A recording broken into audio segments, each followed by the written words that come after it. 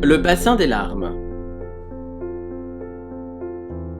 L'océan s'étendait devant moi, ondulant gracieusement sous la souffle du vent et miroité de mille feux sous les rayons du soleil. Je m'avançai dans l'eau claire et laissai enfin libre cours à ma tristesse. Pour mon peuple, la légende raconte que ce sont les larmes des dieux qui ont rempli le monde, pleurant de rage et de tristesse contre les hommes. Pour les punir de leur méchanceté inhérente à leur nature, ils ont même été jusqu'à insérer l'eau salée de la mer dans leurs yeux. Du coup, selon notre coutume, il nous faut nous dépêcher de descendre dans la mer à chaque fois que nous souhaitons pleurer, afin d'éviter que l'eau salée de nos yeux ne submerge et n'absorbe notre terre et que notre île ne finisse engloutie. Nous avons aménagé une petite crique qui est nichée entre deux hautes falaises. Nous y accédons par un étroit sentier. C'est là-bas que nous nous rendons pour évacuer nos perles d'océan. Nous avons été jusqu'à instaurer sur ce sentier une priorité à celui qui descend, car celui qui pleure ne peut pas toujours se retenir et doit coûte que coûte évacuer des larmes dans le bassin. Hors de cette crique, il nous est interdit de pleurer. Seuls les enfants de moins de 2 ans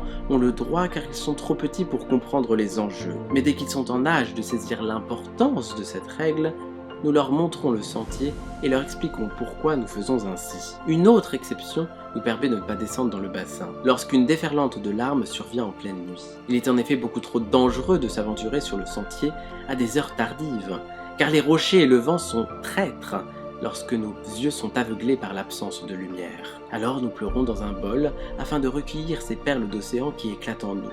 Et dès les premières heures du jour, nous allons vider le récipient dans le bassin des larmes.